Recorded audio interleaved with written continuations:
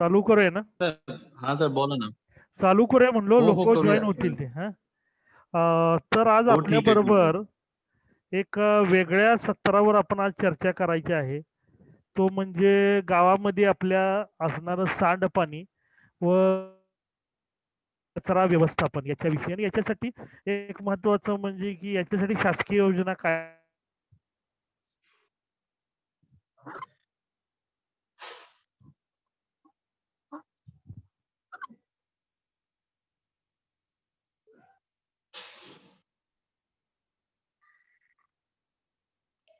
Sir आवाज गेलाय आपला, तुषार सर.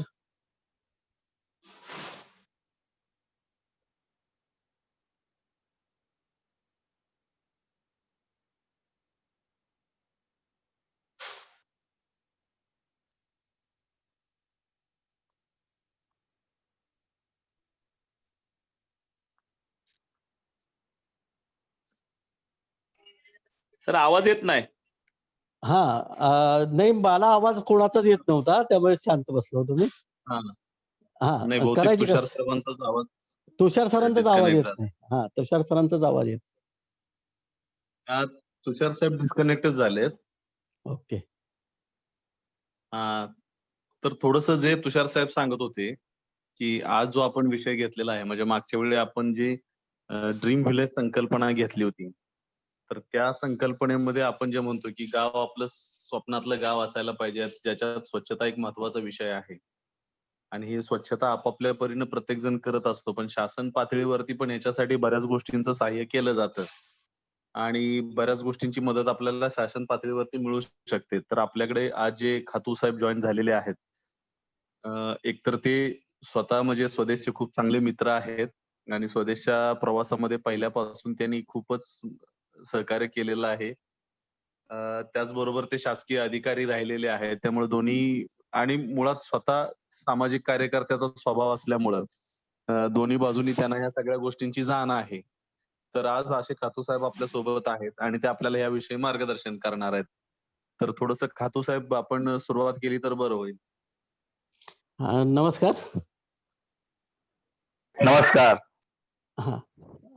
जाणता राजा छत्रपती शिवाजी महाराज, डॉक्टर बाबासाहेब आंबेडकर, राष्ट्रपिता महात्मा गांधी, संत गाडगेबाबा, संत तुकडोजी महाराज, विनोबा भावे आणि आपल्या कोकणातीलच आप्पासाहेब पटवर्धन, हे थोर व्यक्तींचं स्मरण मी यासाठी करतोय की त्यांनी स्वच्छतेमध्ये अतिशय चांगलं काम त्यांच्या आयुष्यामध्ये केलं किंवा आपल्याला आदर्शवत असं काम या सर्व व्यक्तींनी केलेलं आहे. त्यासाठीच त्यांचं पुन्हा एकदा आजच्या स्वच्छता हा विषय असल्यामुळे स्मरण करूया. स्वदेश अतिशय छान पद्धतीचं काम आपण दक्षिण रायगडमध्ये करीत आहोत.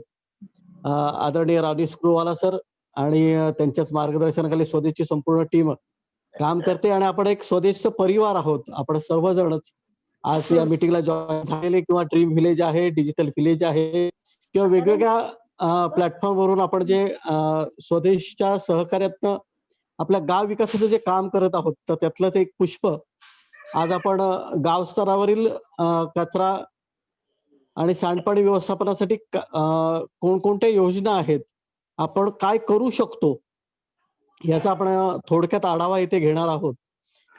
यासाठी आजच्या सभेस या सेशनसाठी उपस्थित असणाऱ्या सर्व सहभागी यांचं मी स्वदेश आणि श्री समर्थ डेव्हलपमेंट फोरम महाड यांच्या वतीने सहर्ष स्वागत करीत आहोत. गिरीधर सर किंवा अर्जुन सर, कृपया आपलं ते पीपीटी जे आहे, दुसरं पीपीटी आहे ते चालू करावं.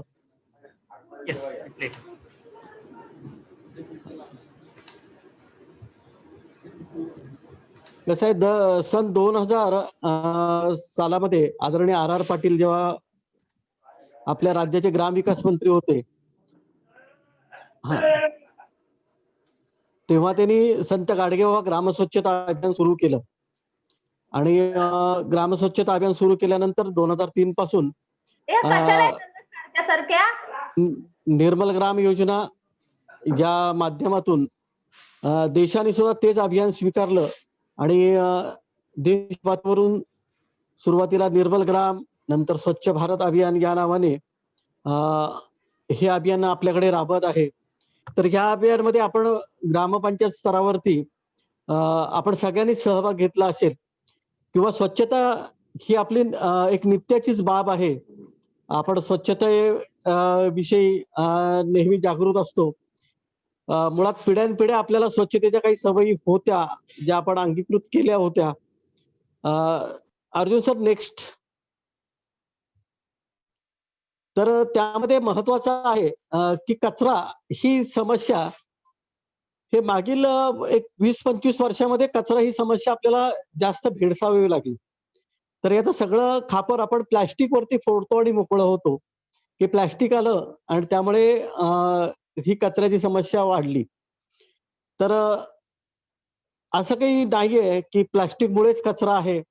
विशेषतः आपण आपल्या सवयी ज्या बदलल्या त्याच्यामुळेच ही कचऱ्याची समस्या आज एवढं अकराळ-विकराळ रूप धारण केलेलं दिसते. तर यामध्ये महत्वाचं असं आहे की पूर्वापार कचरा हा गावात होतच होता. कचरा म्हणजे काय? की वापरून आपण आपला वापर झालेला आहे, वापरून शिल्लक राहिलेली किंवा वापरून रिकामी झालेली वस्तू आपण कचरा म्हणून त्यामध्ये गृहीत धरतो. तर आता आपण नेक्स्ट आपण आपल्या घरातील कचरा घरातील गृहिणी रोज सकाळ संध्याकाळ घर नित्य नियमाने साफ करीत असते. सकाळी उठल्यानंतर पहिलं काम जर गृहिणी काय करत असेल, तर पहिलं घर साफ करते, नंतर घरापुढील अंगण साफ करते, जनावरांचा गोठा साफ करते आणि हे नित्यकर्मातील सगळ्यात पहिलं म्हणजे आपले ऐहिक कर्म आहेत. वैयक्तिक साफसफाईनंतर कुटुंबाच्या साफसफाईसाठी, जनावरांच्या साफसफाईसाठी आणि जनावरांच्या गोठ्याची साफसफाई हे आपण नित्यनेमाने करतो. पण हे करत असताना शहरी भागामध्ये संध्याकाळी आणि ग्रामीण भागामध्ये सकाळी आपण जे जमा झालेला कचरा आहे, सरळ काय करतो, की कचरा कुंड्या असतील तर त्या कचरा कुंडीमध्ये आता ग्रामीण भागामध्ये कचरा कुंडी नाही, तरी एक असं ठिकाण आहे, की एक कोपरा जिथे रस्त्याच्या पलीकडे किंवा 3 टिट्यावरती चौकामध्ये जिथे लाईटचे पोल आहेत, अशा ठिकाणी आपण हा कचरा टाकत असतो. तिथे कचरा टाकला, की आपल्याला वाटतं, की आपली जबाबदारी संपली. पण आपली जबाबदारी संपत नाही. तिथून खरी समस्या सुरू होते.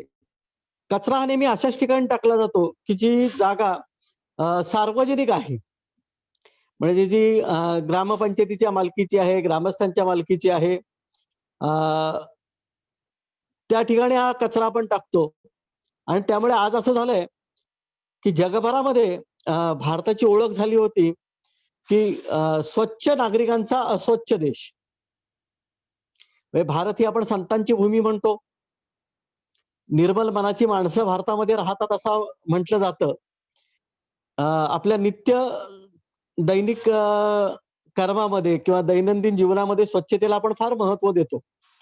पण सार्वजनिक स्वच्छतेच्या दृष्टीची जाणीवच आपल्याला नसल्यामुळे आपल्याकडे जगभरातील लोक स्वच्छ नागरिकांचा अस्वच्छ देश असंच पाहतात. नेक्स्ट. तर याचं कारण काय आहे? तर आपण कचरा अयोग्य रीतीने हाताळतो. म्हणजे मग आता पुन्हा म्हणाल, की ही सगळी जबाबदारी परत त्या महिलेचीच आली का? तर नाही. हां.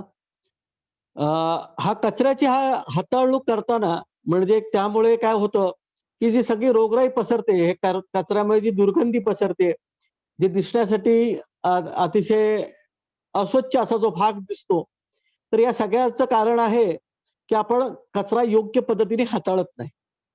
नेक्स्ट. तर कचऱ्याचं प्रमाण आपण जो घरातील कचरा काढतो, तर त्याचं दरडोई प्रमाण काय आहे? हे प्रति माणसी आपण किती असतो? तर शहरी भागामध्ये 500 ते 700 ग्रॅम दर दिवशी कचरा तयार होतो. ग्रामीण भागामध्ये तो 200 ते 300 ग्रॅम आहे आणि आदिवासी वस्तीमध्ये तो 50 ते 100 ग्रॅम आहे. म्हणजे कचरा ही खरी समस्या शहरी भागामध्ये जास्त आहे आणि ग्रामीण भागामध्ये आता ते जास्त भेडसावू लागलेली आहे. तर आणि आदिवासी पाड्यांवरती म्हणजे त्यांच्या ज्या गरजा आहेत त्या गरजाच त्यांच्या एवढ्या कमी असतात की त्यामुळे जेवढ्या गरजा जास्त, जेवढी सुबत्ता जास्त, तेवढा कचरा जास्त, असं आपण इथे म्हणू शकतो. म्हणजे कचरा जास्त आहे याचा अर्थ ते गावामध्ये सुबत्ता आलेली आहे असं विविध संस्थांचं म्हणणं आहे. पण ते विनोदाचा भाग त्यामध्ये जास्त दिसतो आपल्याला. तर कचऱ्याचं जर आपल्याला सर हो. सर हा. मला एक प्रश्न विचारायचा आहे, म्हणजे हा तुम्ही दर आठवड्याला दरडोई हा एवढा कचरा येतो असं सांगितलं दर दिवशी सर. दर दिवशी. हा, तर हा, दर दिवशी. समजा आपण आता शुक्रवार असेल किंवा बुधवार असेल, रविवार असेल, हो. मच्छी मटण वगैरे आपल्याकडे असतं, तेव्हा वाढतं का याचं प्रमाण, का तेवढंच असतं? नाही, तेवढंच साधारण प्रमाण तेवढंच असतं. उलट हा. काय आहे, मटण मच्छीमध्ये तर ती साफ केलेली आपण घरात आणतो. म्हणजे मटण आणि चिकन असेल तर मच्छी ही आपण साफ करून आणतो. पण भाजी मात्र आपण साफ न करता बाजारातून तशीच आणतो आणि घरात साफ करतो. बरोबर.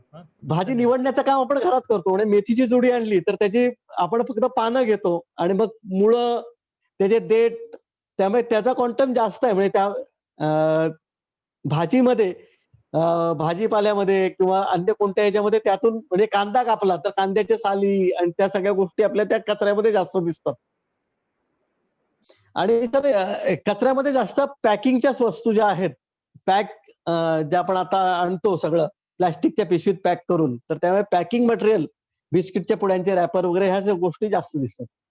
तर कचरा व्यवस्थापन करायचं असेल तर त्यातला सगळ्यात महत्वाचा आणि महत्वपूर्ण भाग आहे ते कचऱ्याचं शास्त्रोक्त वर्गीकरण करायला पाहिजे. हे वर्गीकरण मगाशी मी म्हटलं तसं, जशी आपली सुबत्ता आली, जसं आपल्याकडून बाजारातील वस्तू जास्त येऊ लागल्या, तसं हे कचऱ्याच्या वर्गीकरणाची गरज आपल्याला जास्त भासू लागलेली आहे. त्याचं मुख्य कारण, पूर्वी जे आपण होतो वस्तू विनिमयामध्ये होतो किंवा आपल्याच गावातील स्थानिक परिसरातील माल आपण वापरत होतो, त्यामुळे ते पॅक न करता येत होते. आपल्या लहानपणी आपण ते बघत होतो की दुकानात जरी गेलो तरी आपण आपल्या पिशव्या घेऊन जात होतो आणि आपल्या वस्तू आपण घेऊन येत होतो. तर कचरा वर्गीकरणामध्ये दोन महत्वाचे भाग ठरतात. एक ओला कचरा आणि दुसरा सुका कचरा असं ज्याला आपण म्हणतो. तर हा ओला कचरा म्हणजे जैविक कचरा. ओला कचरा याचा अर्थ आपण असा घेतो की ओला म्हणजे जो हाताला ओला लागतो तो ओला नाही. जो कचरा कुजतो तो ओला कचरा आणि त्याला जैविक कचरा म्हणतात. दुसरा आहे अजैविक कचरा, म्हणजे जो कुजत नाही तो. तर ओला कचरा म्हणजे कोणता, जो थेट शेतामधून आपल्याकडे येतो तो सगळा ओला कचरा आहे. मग त्यामध्ये मगाशी मी जसं म्हणत होतो तसे भाजी साफ केल्यानंतर त्याचे राहिलेले जे टाकाऊ पदार्थ त्यातला जो आहे तो, म्हणजे शेंगा खाल्ल्या तर शेंगांची टरफले आहेत, मका खाल्ला तर मक्याचं कणीस आहे, केळं खाल्लं केळाचे साल आहे, संत्र सोललं संत्र्याची साल आहे. तर हे सगळं ओला कचरा आहे, तो शेतातून येतो. म्हणजे जो शेतीमध्ये पिकतो आणि तो आपण थेट वापरतो.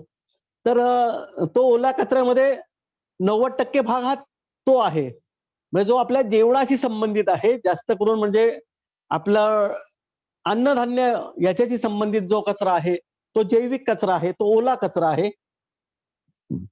आणि दुसरा सुका कचरा जो आहे, त्यावर आपण पुढे जाऊया.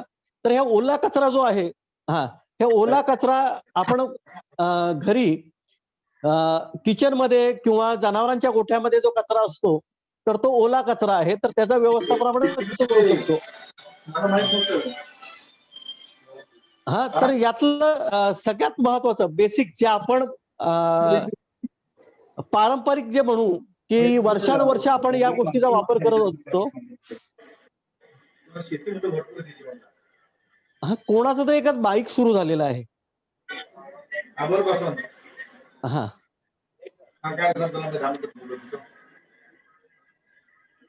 Hello hello. तर कचरा व्यवस्थापनातील जो ओला कचरा आहे, जैविक कचरा आहे, तर त्यासाठी वर्षानुवर्ष पिढीजात आपण ज्या गोष्टी करत होतो ना, ते म्हणजे निसर्गाला परत करणं. निसर्गातून आलं ते निसर्गाला परत देणं, हा ओला कचऱ्याचा एक मूलभूत तंत्र असायला पाहिजे. जे खेडेगावामध्ये वर्षानुवर्ष होतं. ज्याला हे आपण म्हणत होतो की आपल्याकडे त्याला गोवर म्हणतो किंवा कोकणामध्ये गवर म्हणतात. आणि आता यात फोटोमध्ये तुम्हाला दिसेल की गाई म्हशी आहेत, त्यांना ते ओला कचरा आपण तसाच खाण्यासाठी परत देऊ शकतो. म्हणजे ज्यांनी जे दिलंय तेच त्यांना परत करणं, हा गिव्ह अँड टेक, देवाणघेवाणीचा सगळ्यात सोपा मार्ग आहे. आणि तो जर आपण अवलंबला तर कचरा ही ग्रामीण भागासाठी समस्याच राहणार नाही, इतका सोपा हा मार्ग आहे. पुढे जाऊ. दुसऱ्या साईडवर जाऊया आपण. तर निसर्गाला परत करण्याचा हा एक भाग आहे की आता आपण सर आपण कृषी विभागाकडून सांगतो की झाडाला मंचिंग करायला पाहिजे, झाडाला पालापाचोळ्याचा झाडाच्या बुंद्याची थर दिला पाहिजे. तर तिथे सुद्धा आपला घरातील कचरा जो आहे, आपल्या घरातील कचरा, घरामध्ये आपण कोणती कुंडीमध्ये झाडं लावली असतील, परस बागेमध्ये झाडं लावली असतील किंवा घराच्या परिसरामध्ये जी झाडं आहेत, तर त्यांच्या मुळाशी आपण त्या कचऱ्याचे थर लावून तो तिथल्या तिथे रिचवू शकतो, जिरवू शकतो, त्याचं कंपोस्टिंग करू शकतो. म्हणजे सर कसं आहे की निसर्गातच ही निसर्गाची वेगवेगळी चक्र जशी आहेत, जसं आपण ऋतुचक्र म्हणतो, उन्हाळा, पावसाळा, हिवाळा जसं ऋतुचक्र आहे, तसंच दिवस रात्र हे जसं एक चक्र आहे, तसंच निसर्गाची वेगवेगळी सायकल्स आहेत, निसर्गाची वेगवेगळी सर्कल्स आहेत. तर त्यामधलं निसर्गाने जे निर्माण केलेलं आहे ते निसर्ग स्वतः परत घेत असतो. म्हणजे जर आपण गावाकडे बघितलं तर आपली गुरे जे शेतावर जातात, ती गुरं शेतावर गेल्यानंतर त्यांचं शेण पडलेलं असतं. तर आता आपण जनरली काय करतो की तरवा विणण्यासाठी, राब करण्यासाठी आपण ते शेण गोळा करण्याचं काम पूर्वी महिला करत होत्या. आता करतात का नाही गावात मला माहिती नाही. पण ते शेण चुलीला लावण्यासाठी गोवऱ्या म्हणून सुद्धा आपण त्याचा वापर करत होतो. तर ते शेण जर आपण बघितलं तर पहिल्या दिवशी त्या शेणाचा ओला फो असतो, दुसऱ्या दिवशी ते शेण सुकतं, तिसऱ्या दिवशी त्या शेणामधून लाल उकीर बाहेर पडतो. नदीत मातीतले जे जीवाणू आहेत ते जीवाणू शेण खालच्या बाजूने खायला सुरुवात करतात आणि ते शेणाची चौथ्या दिवशी पूर्णपणे माती करून टाकतात. तर तेच तंत्रज्ञान आपण वापरलं तर त्यातून आपण कंपोस्टिंग ह्यालाच म्हणतो की निसर्गाचं हे डिकंपोस्टिंग हा जो प्रकार आहे, तर त्यातलाच हा कंपोस्टिंगचा वापर करून आपण हे जे सगळं आपला जो जैविक कचरा आहे त्याच्यापासून जैविक खत तयार करू शकतो, कंपोस्ट खड्डा करू शकतो. तर त्यासाठीचा हा पहिला उपाय आपल्याला आपण करू शकतो. तर हा कंपोस्ट खड्डा आहे. कंपोस्ट खड्डा तर आपण ग्रामीण भागामध्ये जे शेणकी म्हणत होतो, जिथे जनावरांचं शेण आपण गोळा करत होतो, ते एकत्र टाकतो, त्याला आपण शेणकी म्हणतो. शेणकई, शेणकी. त्या शेणकीमध्ये शेणकी आपल्या इकडं सगळ्यांना माहिती आहे ना? हा. शेणकी माहित नाही. शेणकी कोण सांग? दत्ताराम मुतेकर. शेणकी म्हणजे काय सांगा दत्ताराम? कोण सांगेल शेणकी म्हणजे? कोण सांगेल? सिद्धीताई सांगा बघूया, शेणकी म्हणजे काय? हा सांगा. त्याच्यामध्ये आपण शेण वगैरे भरून टाकतो ते शेणकी. हा, खड्डा वगैरे खणून. आपल्या गावात आहेत का असं? आहेत सर, आमच्या गावामध्ये आहेत. दत्ताराम सर, हा, आपण शेणकी ही एक समस्या म्हणून पाहतो. हा, कसं आहे, शेणकी ही आपण समस्या म्हणून पाहतो. ज्याची शेणकी आहे ना त्याच्यासाठी ते नित्यकर्म असतं, पण दुसरा जण लोकांसाठी मात्र ते त्रासदायक ठरतं. आपण म्हणतो त्याच्यावर चिलट आहे, डास आहेत, हे निर्माण होतात. मच्छर तयार होतात. बरोबर. मच्छर तयार होतात. बरोबर. मच्छर तयार होतात. कसं आहे माहितीये का, त्यातलं आपण त्यातलं जे आपल्या वाडवडिलांनी जे तंत्र सांगितलं होतं ना, ते तंत्र थोडा आळस केल्यामुळे ते तंत्र आपण विसरलोय. आपण जर बघितलं ना तर पूर्वी आपण जेव्हा लहान असताना आपले वडील, आपली आई जेव्हा गोट्यामध्ये शेण काढायला जायचे ना, तर तेव्हा काय करायचे, ते जे घमेलं नव्हतं तेव्हा तेव्हा आपल्याकडे टोपली असायची. टोपली. हा, तर त्या टोपलीमध्ये काय करायचं तुम्हाला जर आठवत असेल तर बघा, टोपलीमध्ये पहिल्यांदा ती काय करायची, तर पहिल्यांदा टोपलीमध्ये राखाडी टाकायची. बरोबर. हा, एक राखाडी किंवा मुठभर. मग गवत. तर मग नाही, ऐका ना, ऐका गवत. ऐका ऐका ऐका जरा. हा, हा. ऐका जरा. हा, ऐका जरा.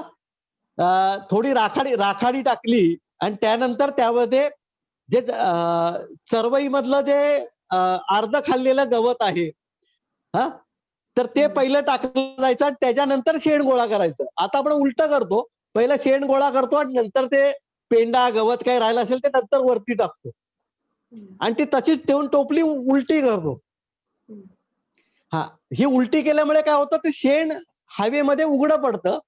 पूर्वीची जी आपल्या आईची आपल्या आजीची जी पद्धत होती ना, त्यामध्ये काय व्हायचं, ते आपण टोपली नेऊन उलटी केली शेणकीमध्ये, शेण खाली जायचं, त्याच्यावरती गवत पडायचं आणि त्याच्यावरती राखाडी असायची.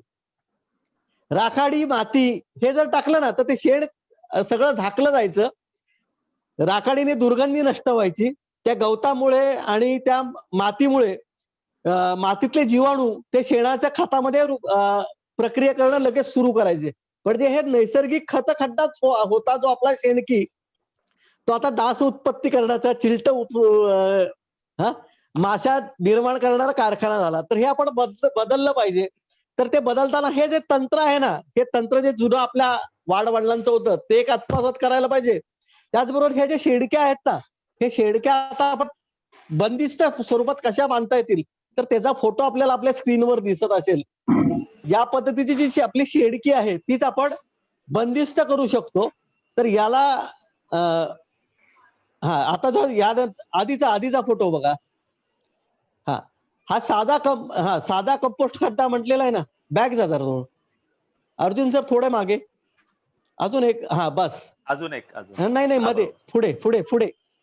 हा, ही जी आपली शेणकी आहे ती ही शेणकी आहे ज्याला दोन्ही बाजूनी बांधकाम केलेलं नाही, फक्त त्यामध्ये शेणा मातीचे थर दिलेले आहेत.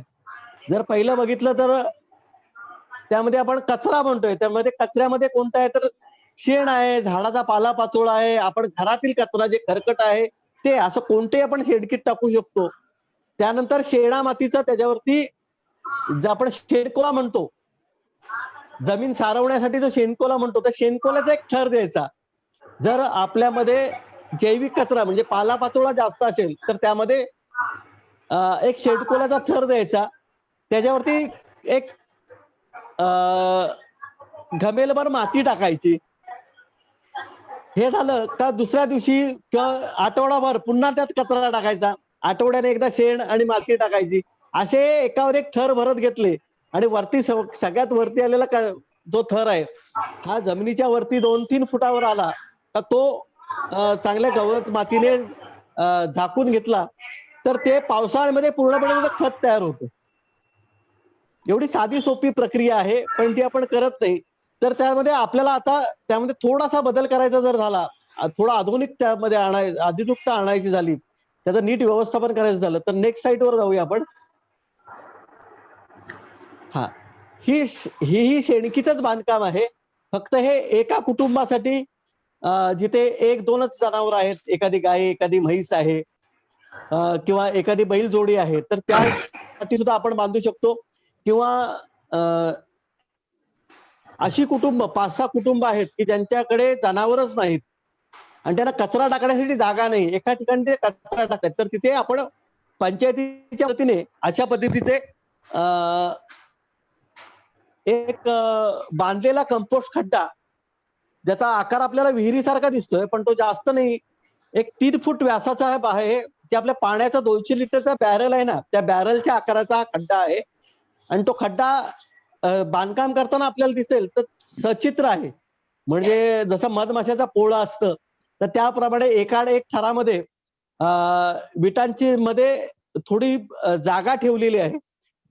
ही जागा यासाठी आहे की त्यात जास्त पाणी झालं तर ते जमिनीत मुरावं आणि जमिनीतील जे जीवाणू आहेत, किंवा मागासपासून जे सांगतोय की जमिनीतील जीवाणू आहेत, तर ते जीवाणू यामध्ये खड्ड्यामध्ये यावेत आणि त्या खड्ड्यामध्ये जो काय आपण जैविक कचरा टाकलेला आहे, आपलं कर्कट आहे, पालापाचोळा आहे, जे काय आहे तर त्याचं खतामध्ये चांगल्या रूपांतर करून त्यांनी द्यावं यासाठी ही पद्धत आहे.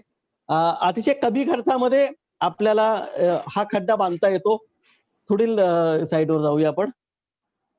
तर हे 2 कप्प्याचं गांडूळ खतासाठीचे आहे. आपण म्हणतो की गांडूळ खत शेतीसाठी फार चांगलं आहे. पण त्या गांडूळ खताची निगा राखावी लागते आपल्याला, असं आपण समजतो. पण तसं नाही. जरा मागे जाऊया. यालाच पर्याय स्वदेशकडून मागील 10 वर्षापासून गांडूळ खताचे आडवे बेड सुद्धा आपल्याला, प्लास्टिकचे बेड, पॉलिथिन बेड आपल्याला उपलब्ध करून दिले होते. तर त्यातलाच हा एक प्रकार आहे. 2 कप्प्याचा आहे. चारी बाजूने पक्क बांधकाम आहे, पण मधला जो कप्पा आहे तर त्याला मगाशी जसे आपण झरोके बघितले होते, छिद्र बघितली होती, तशी या मधल्या भिंतीला छिद्र आहेत. एक कप्पा पहिला भरायचा, 1 महिना 2 महिन्याने तो कप्पा भरला की त्याच्यावर झाकण टाकून ठेवायचं, म्हणजे ओला केलेलं बारदान टाकून ठेवलं आणि दुसरा खड्डा भरायला सुरुवात केली आणि या खड्ड्यावरचं पाणी मारणं बंद केलं तर ह्या खड्ड्यातलं सगळं खत तयार होतं आणि त्यामधले जे गांडूळ आहेत त्या झरोक्यामधून दुसऱ्या खड्ड्यामध्ये जातात आणि दुसऱ्या खड्ड्यामध्ये खाद्य सुरू करतात. तर गांडूळ खताची एक साधी आणि सोपी प्रक्रिया आहे. तर त्या गांडळाचा वापर, जो आपण शेतकऱ्यांचा मित्र असे गांडूळ म्हणतो, तर त्याचा देखील वापर आपण या कचरा व्यवस्थापनामध्ये करू शकतो. पुढे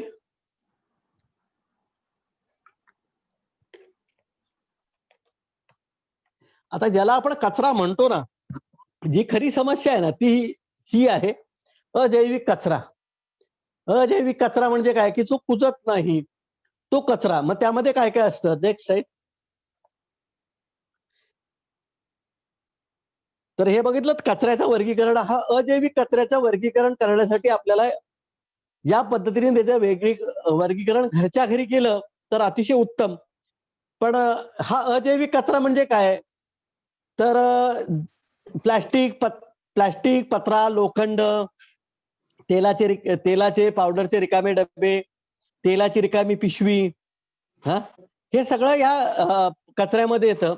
म्हणजे सगळ्यात सोपं आहे की जो भंगारवाला आपल्या गावामध्ये येतो आणि जे ओरडत असतो तेच मी सुरुवातीला मुद्दामून म्हटलं, प्लास्टिक, पत्रा, लोखंड. घरी जर आपण ते वेगळं काढलं आणि मुलांनी जर त्या भंगारवाल्याकडे दिलं तर ते रिसायकलिंगला जातं. Next side. आता हे बघितलं, आपल्या आजच्या सेशनला सुद्धा महिलांची संख्या जास्त आहे आणि या सर्व महिला ज्या आपल्या आहेत, सर्व भगिनी ज्या आहेत त्या महिला बचत गट असतील किंवा अन्य माध्यमातून वेगवेगळ्या वस्तू तयार करण्याचं काम करतात. तर जे आपला कचरा आहे या कचऱ्यातून सुद्धा आपण या प्रकारच्या शोभिवंत वस्तू तयार करू शकतो आणि त्या विक्रीसाठी उपलब्ध करून देता येतील. नेक्स्ट.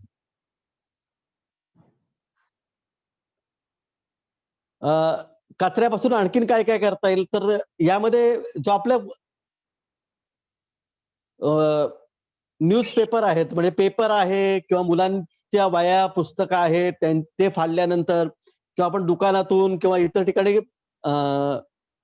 कागद आपल्याकडे येतो, मग त्या कागदापासून परत कागद तयार करता येऊ शकतो. ते यातून आपल्याला दिसेल. म्हणजे कचऱ्याच्या व्यवस्थापनामध्ये महत्वाचं आहे आता हे अपग्रेडेशन आहे. म्हणजे जो कचरा आहे, महात्मा गांधी म्हणतात की सफाई या शब्दाचा अतिशय सोपा असा अर्थ गांधीजींनी आपल्याला दिलेला आहे.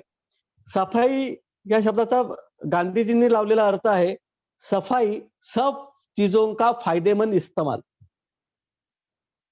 सर्व वस्तू फायदेशीर कशा करता येतील. आपल्याला काय वाटतं की तो कचरा, आपण काय म्हणतो, कचऱ्याचं आपल्या दृष्टीने मूल्य शून्य आहे, ती टाकाऊ वस्तू आहे म्हणून आपण फेकून देतो. पण कचरा हा कधीच टाकाऊ नसतो. जर त्याचा या पद्धतीने त्याच्यावर थोडी काही आपली कला त्यावर दाखवली तर त्यापासून आपण वेगवेगळ्या गोष्टी करू शकतो. म्हणजे चादर असेल, गोधडी असेल किंवा आपले कपडे आहेत ते फाटल्यानंतर त्याच्यापासून चांगले पायपुसणे आपण करू शकतो. त्याच्यापासून आपण गाऊन फाटला तर त्याचा ऍप्रॉन करू शकतो किचनसाठी वापरण्यासाठी, किंवा डोक्याला बांधायला फडकं तयार करतो. म्हणजे महिलांना हे उपजत माहिती आहे. जी महिला सतत कार्यरत राहते ती या पद्धतीचं अपग्रेडेशन करत राहते. तर तसं आपण अपग्रेडेशन करू शकतो आणि त्या आपल्या कचऱ्याचं मूल्य, कचऱ्याची किंमत आपण वाढवू शकतो. बरं पुढे तुमच्या खातू सर, बरं हा तुमच्या कुठल्या गावामध्ये अशा प्रकारच्या वस्तू कोणी तयार केल्यात का कचऱ्यापासून? होय ना सर. नाही नाही, आपलं जे तुम्हाला ड्रीम नाही, ड्रीम यांना प्रश्न आपल्या अच्छा अच्छा. पार्टिसिपंटला. हा आणि एक प्रश्न पण आला यानंतर, पहिले हे उत्तर दिल्यानंतर तुम्ही तो प्रश्न घ्या. तर कल्पेश, तुम्ही पाहिले का कुठल्या गावामध्ये अशा वस्तू तयार केलेल्या आहेत? हा? कल्पेश, हा सर. हा अशा वस्तू आता जे खातू साहेबांनी दाखवल्या, तशा वस्तू कुठल्या गावात तयार केल्या का तुम्ही आपल्या आजूबाजूला शेजारच्या गावात वगैरे? आमच्या इथे ओला कचरा आणि सुका कचरा असे आम्ही विलगीकरण करतो करता? हा हा. आसनपोईमध्ये का? आसनपीमध्ये. ओके, बरोबर आहे. हा. आणि त्या अशा वस्तू कुणी काय बनवल्यात का तशा? हा नाही नाही नाही. नाही ना. ओके, चालेल. हा खातू साहेब तुम्ही चालू करा. हा तुषार सर, आपलं आपलं जे ड्रीम विलेज म्हणजे माझं ड्रीम विलेज होतं, ज्याला स्वदेशनी फार हातभार लावला, त्या हा, चिंचवलीमध्ये हा. आपलं एक कुलस्वामिनी महिला बचत गट आहे. बरोबर. हा हा. हा, त्या महिला बचत गटाने जे आपले कपडे आहेत घरातील, आपण फाटके कपडे आहेत, हा हा. त्या कपड्यांपासून पायपुसणी तयार करण्याचा, म्हणजे जे आपण डोअर मॅट म्हणून दरवाजामध्ये जे पायपुसणी ठेवतो बाहेरून आल्यानंतर, तर त्याचा छान प्रयोग केला, ते निर्माण केले आणि ते विकले सुद्धा. बरोबर. आणि हा यांचा आता प्रश्न होता की आसनपुई गावामध्ये आपण असं करू शकतो का? हा? तर कशा हो पद्धतीने करू शकतो आपण? हा?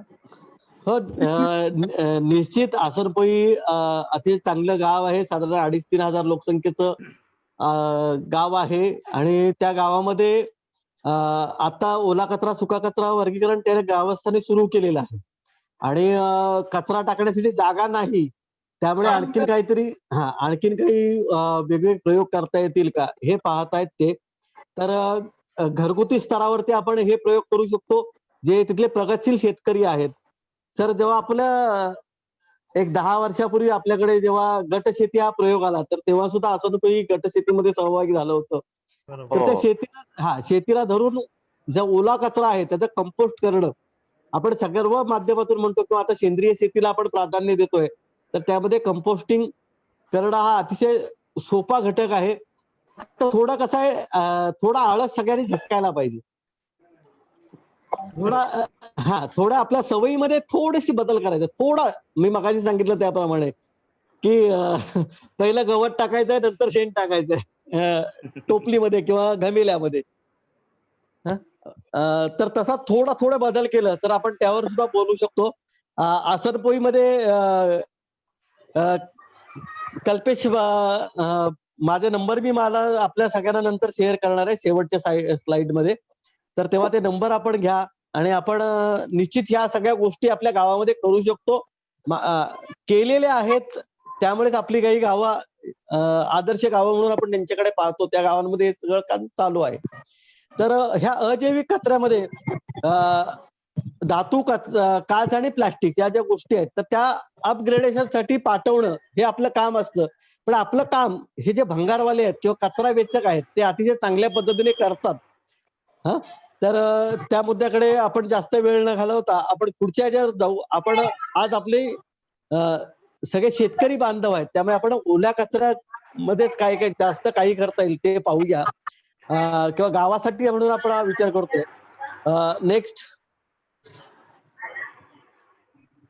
तर हे चित्र आज आपल्याकडे गावोगावी सुद्धा दिसायला लागलं.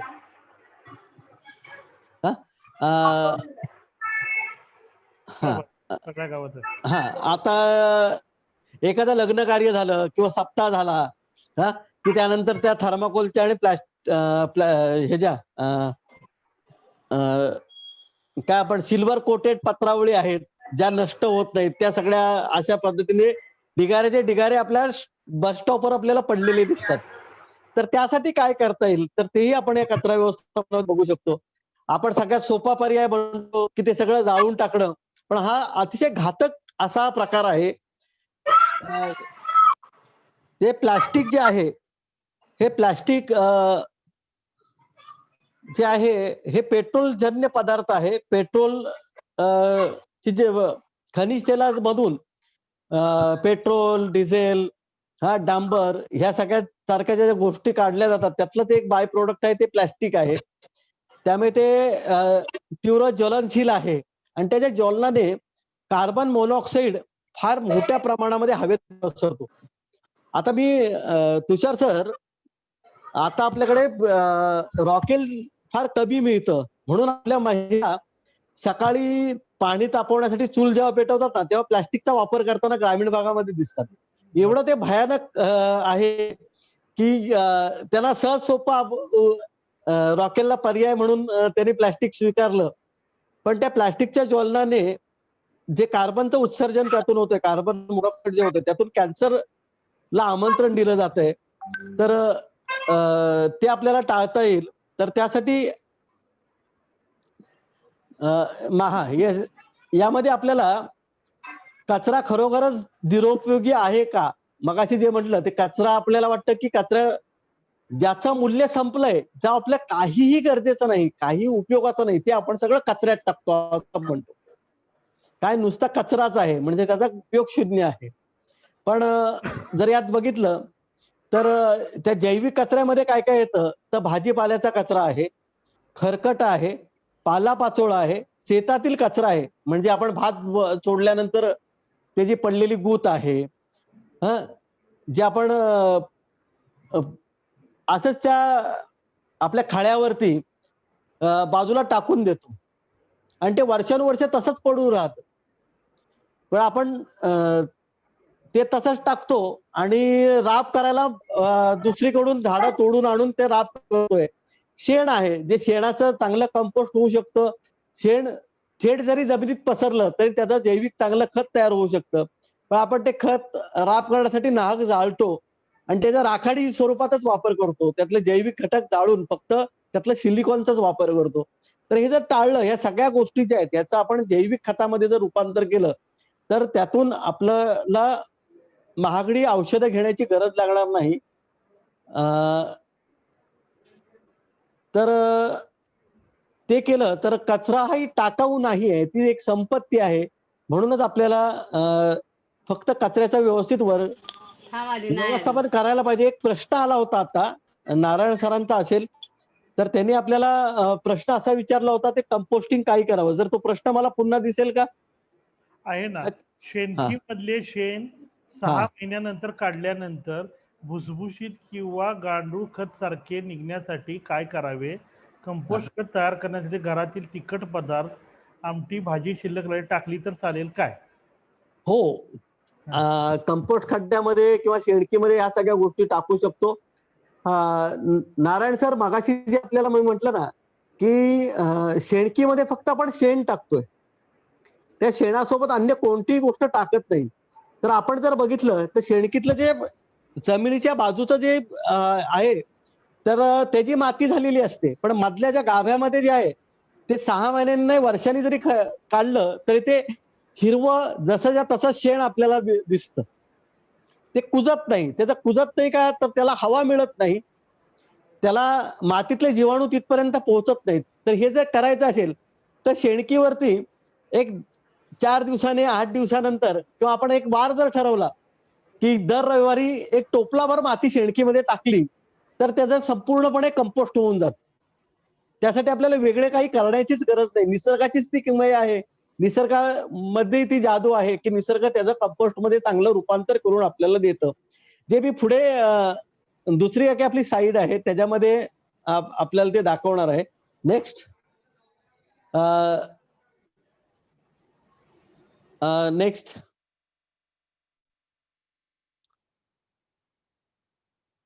तर आपल्याला हे कचरा वर्गीकरण करायचं, व्यवस्थापन करायचं असेल ना तर या गोष्टी महत्वाच्या आहेत. त्या काय आहेत त्या आपण पाहू पहिल्यांदा.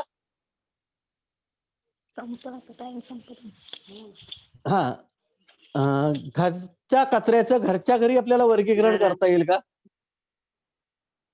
नंतर कचरा आपण जाळणार नाही असं आपण ठरवायला पाहिजे. कॅरी बॅग कोणत्याही प्रकारे आपण कॅरी बॅग हाताळणार नाही. पिकनिकला प्रवासाला जाताना कचऱ्यासाठी पिशव्या बरोबर घेऊन जाऊ. आपला कचरा आपण निसर्गात कुठेही टाकणार नाही. जैविक कचऱ्याचे खत तयार करून अजैविक कचरा जो आहे, जो प्लास्टिक पत्रा लोखंड आहे, ते आपण अपग्रेडेशनसाठी प्रक्रिया करण्यासाठी कारखान्यांना परत पाठवू.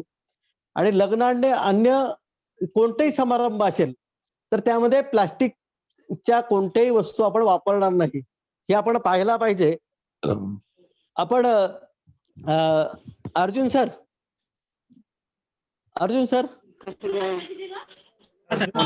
हा अर्जुन सर, हे प्रेझेंटेशन आपण बंद करूया. आणि दुसरं प्रेझेंटेशन आहे, त्यामध्ये एक साईड आहे, त्यामध्ये आपल्याला नॅडप बद्दल माहिती मिळेल. साहेब आपल्याकडे 10 मिनिटं आहेत आणखी. अच्छा, फक्त 10च मिनिटं आहेत. तर दुसऱ्या प्रेझेंटेशन वर जाऊ आपण. ठीक आहे. आता नारायण सरांनी जो प्रश्न विचारला होता ना, त्याच्यासाठी आपल्याला ते बरं पडेल. मला कुणाला काय प्रश्न असतील ते चॅट बॉक्स मध्ये तुम्ही टाकू शकताय. जसं आता 2-3 प्रश्नाची उत्तर आपल्याला भेटली. हा, चला पुढे जरा एक 5 मिनिटात सर एक फोटो दाखवतो त्यांना. दाखवा.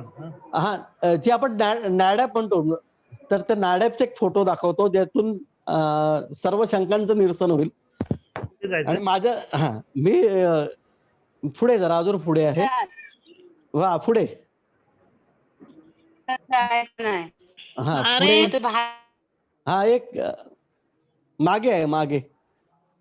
हा, गांडूळ खताच्या आधी. ह्याच्या हे जरा फुल.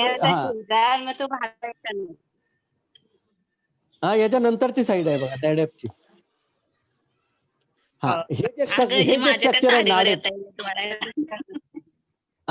जर आपण एक या गोष्टीबद्दल पाहूया. ग्रामीण भागासाठी वरदान असणार हे तंत्रज्ञान आहे, जे ग्राम उपयोगी विज्ञान संस्था वर्ध्याला आहे. त्या संस्थेने ह्याचं निर्माण केलं. आणि हे जे आपण बघितलं तर विटांचं बांधकाम आहे. 3 फूट रुंद आणि 9 फूट लांब, म्हणजे 1 मीटर बाय 3 फूट लांबीचं असं एक आपल्याला 1 मीटर उंच असं एक बांधकाम करून घ्यायचं आहे, जे आपण सिंगल बेड म्हणतो, सोफा जसा आपला असतो, तर त्या पद्धतीचं एक बांधकाम आहे. तर हे जर बांधकाम करायचं तर याच्यासाठी सर 20,000 रुपयापर्यंतचा खर्च आहे. आणि हे जर बांधकाम आपण शेणकीसाठी वापरलं किंवा सर्व प्रकारच्या कचऱ्यासाठी ग्रामीण भागासाठी वापरलं, म्हणजे जिथे जनावरांचे गोटे आहेत तिथे जरी सुद्धा याचा वापर करू शकतो. जिथे जनावरांचे गोटे नाहीत तिथे एक 10-15 घरां मिळून अशा प्रकारचं जर आपण बांधकाम जर ग्रामपंचायती स्तरावर केलं तर त्या नाड्याचा फायदा असा आहे की जसं आपली पिठाची गिरण आहे की वरून गहू टाका, तांदूळ टाका, त्याचं दळण तयार होऊन होतं, तर तसंच वरून फक्त ओला कचरा ह्यात टाकत राहायचं, त्याच्यामध्ये माती टाकत राहायची. त्या झरोक्यामधून 3 महिन्यानंतर माती आपल्याला परत मिळते. ते पूर्णपणे 100% सेंद्रिय खत आपल्याला मिळतं. अशा प्रकारचं हे नॅडॅप तंत्रज्ञान आहे.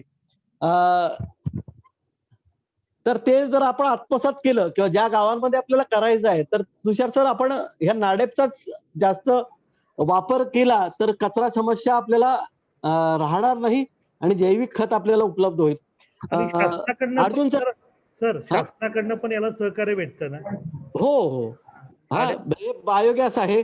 अर्जुन जर शेवटच्या साईडवर शेवटच्या 3 साईड आहेत ना, त्यामध्ये अनुदानाचं मी दिलेलं आहे. आपण अनुदानावर चर्चा शेवट आता थेट अनुदानावरती जाऊ. मधले सगळे आपल्याला वेळ कमी आहे. अनुदानावरती गेल्यानंतर आपण शंका समाधानाकडे जाऊ जर काही असतील तर. हा, एक मिनिट. तर आपल्याला यासाठी कोणत्या माध्यमातून वैयक्तिक कचरा कुंडी 15 वित्त आयोगातून आपण घेऊ शकतो. म्हणजे जर तुमच्या गावामध्ये जर जीपीडीपी प्लॅन मध्ये ग्राम विकास जो आराखडा तयार केलाय, तर समजा आता नाही घातलेला असेल तर तो डिसेंबर महिन्यामध्ये तुम्ही टाकू शकता वैयक्तिक कचरा कुंडी. तर खातू सर हे प्रत्येक घराला भेटू शकते ना? हो सर. कसं आहे सर, यात काय आहे, ग्रामपंचायत स्तरावर मी जेव्हा पाहिलं ना आता, तर आराखडा तयार करताना मोगम म्हटलेला आहे, घनकचरा व्यवस्थापनासाठी राखीव निधी. हा, किंवा आता यात 15 वित्त आयोगात आणखीन काय दिलंय की आता जो आपल्याला डिसेंबरमध्ये, आता लॉकडाऊन पूर्णपणे संपल्यानंतर ग्रामसभा घ्यायच्या आहेत आणि त्यानंतर आपल्याला फक्त बंधित निधी जो आलेला आहे 15 वित्त आयोगाचा, त्यामधील बंधित निधीतला 50% निधी हा पाणी आणि स्वच्छतेसाठी खर्च करायचा आहे. बरोबर. हा, तर त्यामध्ये आपण ह्या सगळ्या यातल्या ज्या काही उपाययोजना आपल्याला करायच्या आहेत तर त्यामध्ये आपण त्या अंतर्भूत करू शकतो. तर यामध्ये आहे सगळ्यात महत्वाचा प्रश्न विचारतात, डस्टबिन साठी काय करता येईल. आणि ग्रामपंचायतीकडे तर एवढा निधी नसतो, पण 15 वित्त आयोगातला हा जो निधी आलेला आहे त्यातून आपण डस्टबिन खरेदी करू शकतो. जी ओला कचऱ्यासाठी एक डस्टबिन घ्यायची, सुक्या कचऱ्यासाठी डस्टबिनची आवश्यकताच नाही, तर ते आपण करू शकतो. जर त्या परिसरातील म्हणजे त्या आळीतील त्या भागातील लोक जर सगळे सहकार्य करणार असतील तरच आपल्याला सार्वजनिक कचरा कुंडीचा एक पर्याय आपण अवलंबू शकतो. नाहीतर कसं आहे की सार्वजनिक कचरा कुंडी आपण घेतो, किंवा मगाशी तुम्ही एका फोटोमध्ये बघितली असेल सिमेंटची कचरा कुंडी आहे, किंवा आपण आधी निर्मल ग्राम मध्ये स्वच्छ भारत अभियान मध्ये कमिटी येणार आहे म्हणून आपण काही डस्टबिन बसवल्या, पण त्याची सफाईची व्यवस्था काही नसल्यामुळे मग त्या तशाच पडून राहिल्या. पत्र्याच्या काही होत्या तर त्यातला कचरा लोकांनी जाळला, त्याच्यामुळे त्या गंजून गेल्या, असे प्रकार आपल्याला दिसतात. तर जिथे गरज आहे, मागणी आहे, तर त्या मागणीप्रमाणेच आपल्याला ह्या गोष्टी करायला पाहिजेत. तर यामध्ये सार्वजनिक खतखड्डा जो मगाशी छोटा दाखवला ना, बॅरलच्या आकाराचा, मी म्हटलं की विहिरीसारखं छोटं एक बांधकाम दिसत होतं आपल्याला, तर त्यासाठी सुद्धा आपल्याला स्वच्छ भारत अभियान आणि 15 वित्त आयोग यामधून आपल्याला अनुदान मिळेल.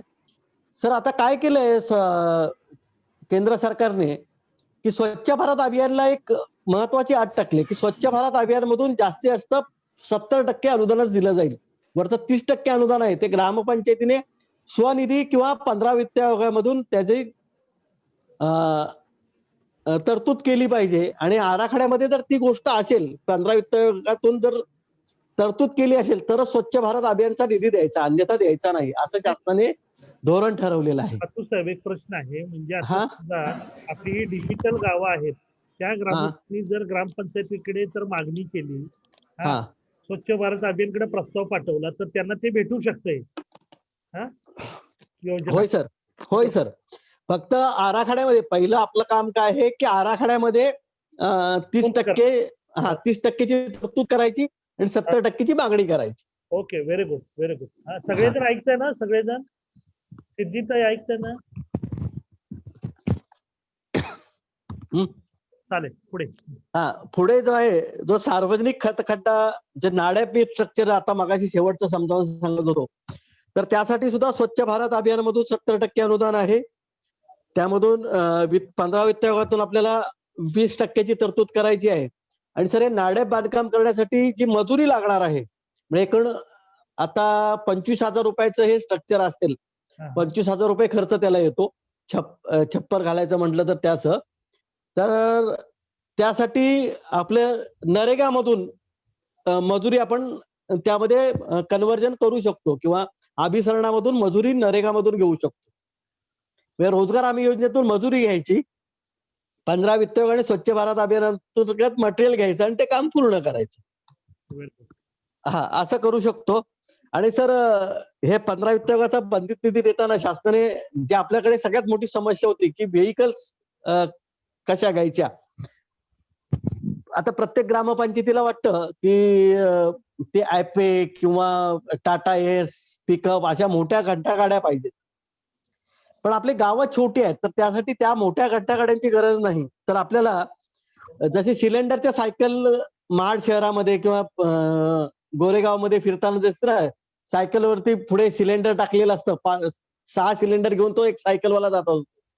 तर तशा प्रकारे ट्रायसिकल म्हणजे 3 चाकी सायकल कचरा गोळा करण्यासाठी आपण घेऊ शकतो. तर त्यासाठी सुद्धा 70% अनुदान स्वच्छ भारत अभियान मधून आहे. 30% अनुदान आपल्याला 15 वित्त आयोगात तरतूद करावी लागेल. Very good. याचबरोबर ई बाईक जे आपण म्हणतो, बॅटरीवर चालणाऱ्या सायकल आहेत, बॅटरीवर चालणाऱ्या गाड्या आहेत. म्हणजे मोठी घंटागाडी सुद्धा आपण यामध्ये बॅटरीवर चालणारे घेऊ शकतो. आता डिझेलवर खेळण्यासाठी मात्र बंदी घातलेली आहे. म्हणजे शासन त्यासाठी तरतूद देत नाही. ग्रामपंचायतीला घ्यायची असेल तर घेऊ शकतं, पण शासन त्यासाठी पैसे देत नाही. पण बॅटरीवर चालणाऱ्या गाडीसाठी मात्र शासन पैसे देत आहे. त्यासाठी सुद्धा 70% स्वच्छ भारत अभियान मधून आहे आणि 30% 15व्या वित्त आयोगातून आहे. आपल्या माणगावमध्ये सर कचेरी रोडला जे शोरूम आहे ना, तर हा. त्यांच्याकडे सुद्धा या गाड्या गाड्या आहेत available. बॅटरीवर चालणाऱ्या गाड्या अवेलेबल आहेत. हा, तर गाड्यांची खातू साहेब, खातू साहेब, हा. आपल्याला थांबायला लागेल इकडे आणि मला ओके. वाटतं की तुम्ही खूप चांगली माहिती दिली. तर कुणाला काही प्रश्न असेल तर आता आपण प्रश्न घेऊया. Yes sir. कुणाला काही प्रश्न आहेत का विचारायचे? प्रश्न कुणाला काय आहेत का विचारा. हा, हे सगळं आहे जे आपण काय करू, त्यांना सर्क्युलेट करू, त्यांच्याकडे पाठवू आपण. हा, कार्ड सुद्धा पाठवू सगळ्यांच्याकडे. प्रश्न विचारा, कुणाला विचारायचं? राधेश्यामची सही. कोण विचारतं? नाव काय? हॅलो.